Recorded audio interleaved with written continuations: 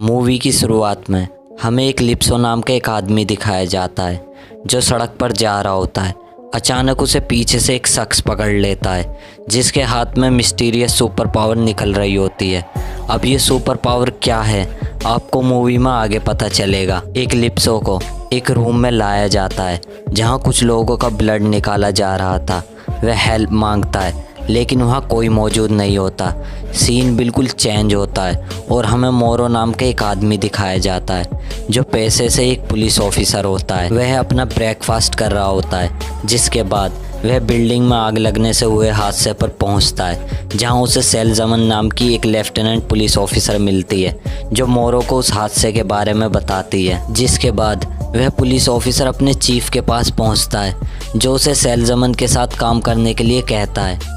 अगले सीन में हम देखते हैं कि एक हॉल में भगदड़ मच जाती है क्योंकि वहाँ आग लग जाती है जहाँ हम लिली नाम की एक लड़की को देखते हैं जो काफ़ी डरी हुई होती है। वह टॉयलेट में जाती है जहाँ उसकी आंखों से अजीब तरीके से इलेक्ट्रिक पावर निकल रही होती है जिसे एक आदमी एंटोनी नोटिस कर रहा होता है। उधर हम देखते हैं कि ये न्यूज़ मोरो और सेल्जमन को भी पता चल जाती है जहां मोरो देखता है कि सोफियान नाम का लड़का अपने हाथों से आग निकाल रहा होता है। दरअसल हॉल में आग सोफियान ने ही लगाई थी लेकिन मोरो उसे प्यार से कंट्रोल करके अपने कब्जे में ले लेता है और दो पुलिस वाले रेड कलर की शीशी उठाकर ले जाते हैं। इस शीशी के बारे में आपको थोड़ी देर में पता चल जाएगा।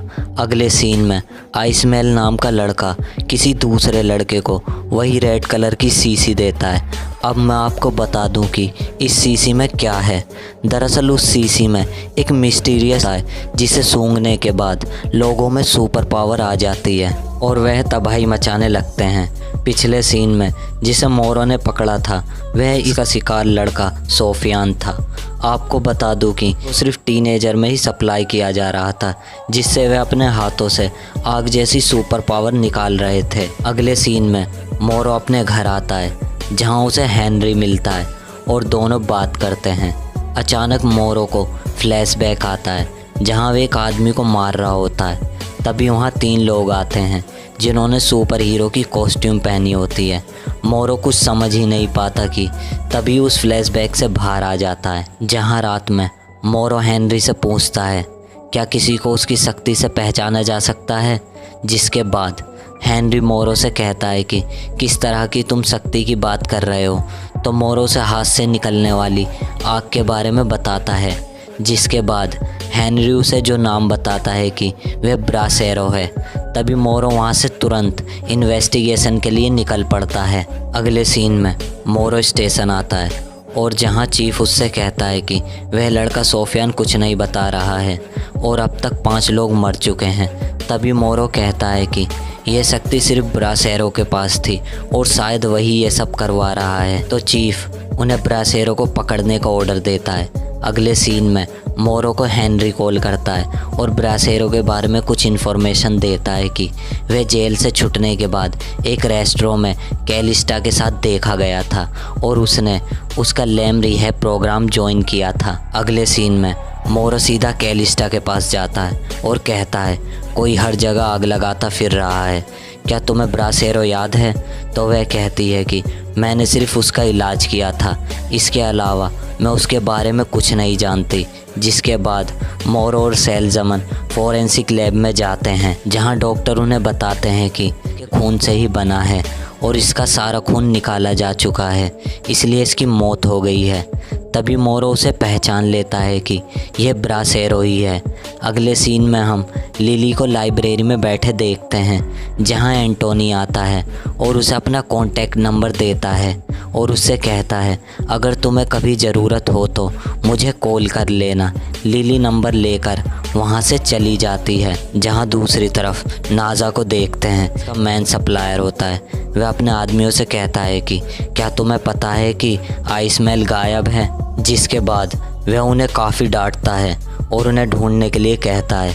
जिसके बाद वह खुद भी और गुस्से में अपने हाथों से आग छोड़ता है। अगले सीन में मोरो और सेल्जमन आइसमेल को पकड़ लेते हैं क्योंकि उन्हें अमीन बता देता है कि आइसमेल ही लाई कर रहा है। जिसके बाद हम देखते हैं कि करीम और विंसेंट एलेक्स लेने के लिए फोर्स कर रहे होते हैं, लेकिन एलेक्स उन्हें मना कर देता है। जहां कैलिस्टा आ जाती है जो उनकी बास्केटबॉल कोच होती है और उन तीनों को बुलाती है। करीम और विंसेंट एलेक्स को वहीं छोड़कर के लिए चले जाते हैं, जहां डेविड नाम का लड़का उन्हें फ्री है, जिसे लेने के बाद वह दोनों मर जाते हैं क्योंकि उन्हें ओवरडोज होती है। लेकिन उनके मरने से पहले कैलिस्टा को पता लग जाता है कि करीम और विंसेंट मरने वाले हैं, क्योंकि उसमें फ्यूचर देखने की पावर होती है। अगले सीन में पुलिस स्टेशन पर हमला हो जाता है, जो नाजा के लोग ही करते हैं, क्योंकि वे इस्माइल को छुड़ाने आए थे। जहां वे लोग सैलजमन को ऊपर से फेंक देते हैं, क्योंकि मोरो अपनी सुपर पावर से उसे बचा लेता है, जो इस्माइल भी देख रहा था। यहाँ हमें पता चलता है कि मोरो भी एक सुपर हीरो है, लेकिन उसे फिर वही सपना आता है जहाँ वे एक आदमी को मार रहा है और 3 लोग वहीं खड़े हैं सुपर हीरो की कॉस्ट्यूम पहनकर। अचानक उसकी आंखें खुल जाती है, जहाँ अगले सीन में हम देखते हैं नाजा के आदमी इस्माइल को जेल से भगाकर नाजा के पास ले जाते हैं और इस्माइल नाजा को मोरो की शक्ति के बारे में बताता है, लेकिन नाजा उसे गला दबाकर मार देता है। अगली सुबह लिली की मॉम पुलिस स्टेशन आती है मोरो के पास अपनी बेटी के गुम होने की रिपोर्ट लिखवाने के लिए।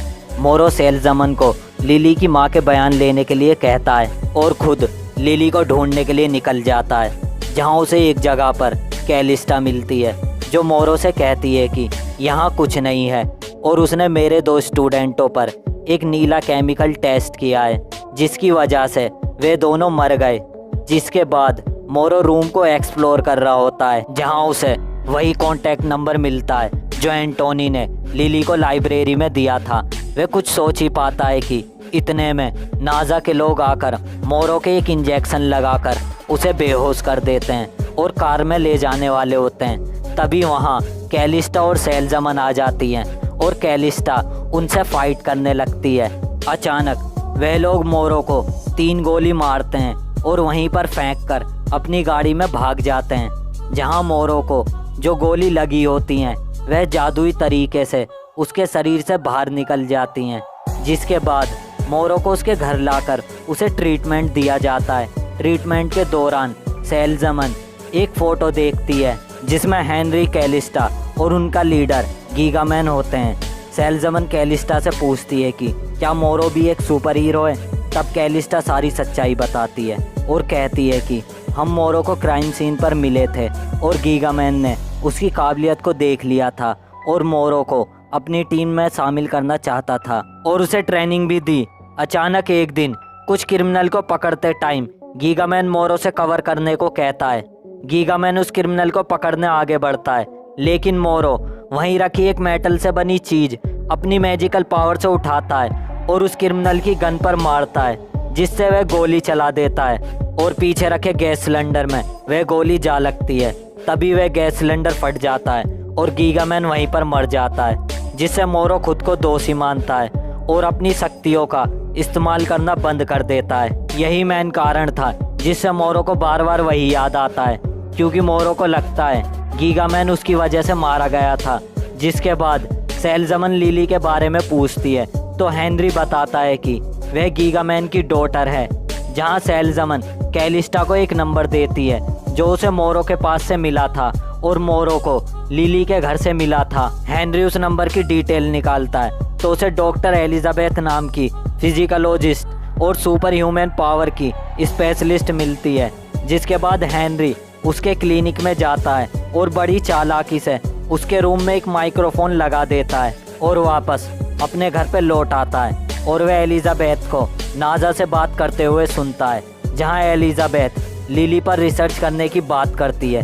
तभी हेनरी ये खबर कैलिस्टा को बताता है और वह एलिजाबेथ का पीछा करती है और नाजा एलिजाबेथ के फोटोग्राफ एक साथ क्लिक करके वहां से चली जाती है। जिसके बाद एलिजाबेथ लिली को चेक करती है और नाजा से कहती है कि वह सिर्फ 15 साल की है, उसे छोड़ दो। जिसे सुनकर नाजा एलिजाबेथ पर काफ़ी गुस्सा करता है। उधर हम देखते हैं कि मोरो को होश आ रहा होता है। सीन फिर नाजा के अड्डे पर शिफ्ट होता है, जहां पुलिस रेड मार चुकी थी।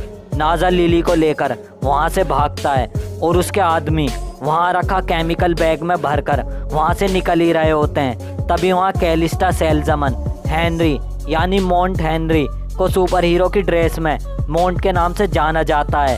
वह तीनों नाजा के आदमियों से फाइट करते हैं। दूसरी तरफ हमें दिखाते हैं नाजा लिली को ले जा रहा होता है जहां मोरो आ जाता है, लेकिन नाजा उसी ड्रग्स को सूंघकर मोरो पर हमला करता है।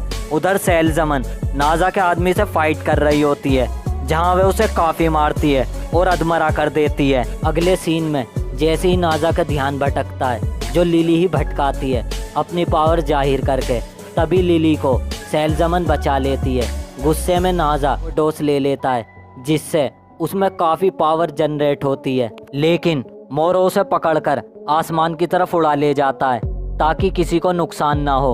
ऊपर जाकर नाजा ओवरडोज के कारण फट जाता है, जिससे नीचे खड़े लोगों को लगता है कि नाजा के साथ साथ मोरो भी मारा गया है, लेकिन मोरो वापस आ जाता है जिसे देखकर सेल्जमन और बाकी लोग काफ़ी खुश होते हैं। जिसके बाद हमें दिखाया जाता है मिस्टीरियस तरीके से एक मास्क मोरो के पास आता है। मोरो उसे लगाकर उड़ जाता है और ये मूवी यहीं पर ख़त्म हो जाती है।